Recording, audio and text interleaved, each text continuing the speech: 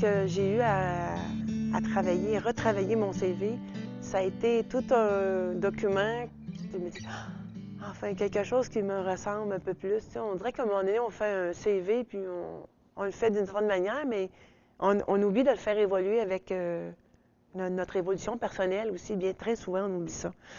Quand ils ont rajeuni mon CV, à un moment donné, j'ai dit, tu trouves pas que t'en mets un petit peu trop?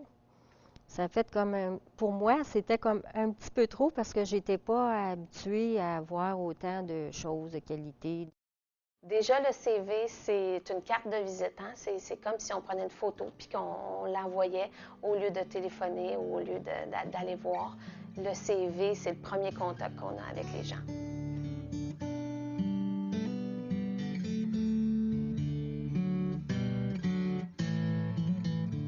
Ce petit bout de papier-là, en fait, transparaît un peu déjà la personnalité du candidat.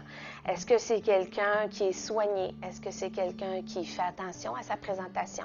Est-ce que c'est quelqu'un qui est plus direct puis qui en met moins que trop?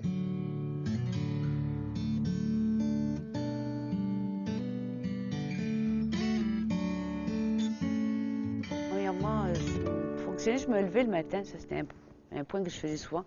Je me levais le matin comme si j'allais travailler. Ça, c'est mon premier point. Je me levais, je m'habillais, je me maquillais, je pars au travail. Puis là, je faisais des recherches.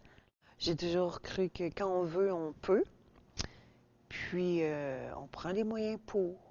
Alors, c'est de se lever le matin, c'est de s'encourager, c'est de se motiver.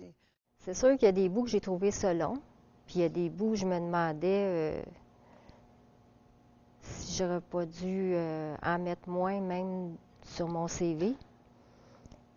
Je me suis même demandé si mon diplôme professionnel, c'était trop pour aller travailler comme vendeuse. Les CV que j'ai envoyés à partir du moment où j'ai perdu mon emploi, même durant ma formation pour mon DEP, et après, je dirais une centaine de CV que j'ai envoyés. J'ai dû envoyer quelques CV pour obtenir finalement un emploi. Si je les décompte, je crois que j'ai dû en envoyer une bonne quinzaine. À un moment donné, tu t'aperçois là, que ça part à dizaines, à dizaines, à dizaines, mais à un moment donné, tu te dis, oh, ça va-tu arriver à un moment donné? C'est sûr que je peux dire que la coalition de travail, sincèrement, m'a beaucoup aidée. Elle m'a aidée, pas juste au point de faire des démarches, mais même psychologiquement, ça m'a aidée. Ça, c'est un grand point.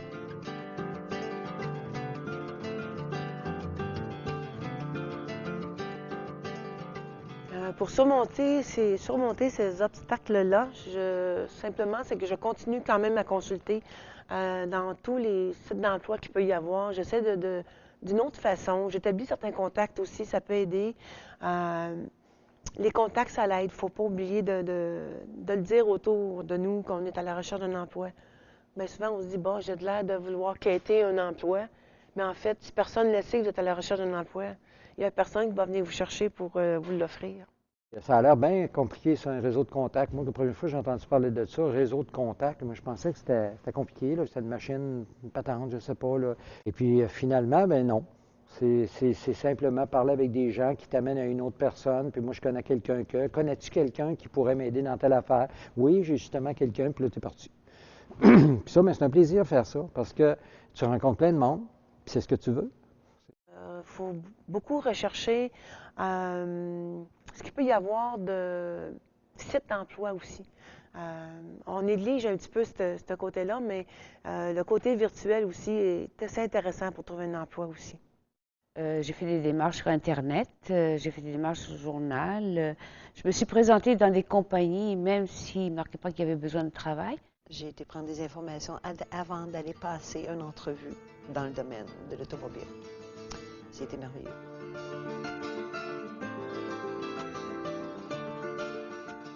Ce que j'aimerais dire à quelqu'un qui veut devenir travailleur autonome mais qui n'est pas certain, je dirais d'exploiter cette possibilité-là. Et l'important, c'est pas de devenir travailleur autonome.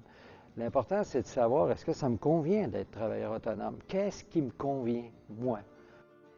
C'est à force de persévérer, de patience, de ne pas se gêner pour aller cogner aux portes, d'aller chercher les services nécessaires.